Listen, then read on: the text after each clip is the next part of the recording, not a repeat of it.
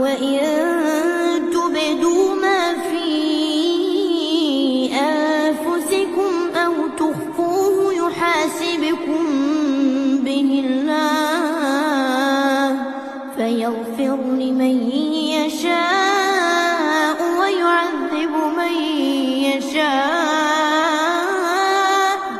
والله على كل شيء قدير. آمن الرسول بما أنزل إليه من ربه والمؤمنون كل آمن بالله وملائكته وكتبه ورسله لا نفرق بين أحد من رسله وقالوا سمعنا وأطعنا غفرانك ربنا وإليك المصير.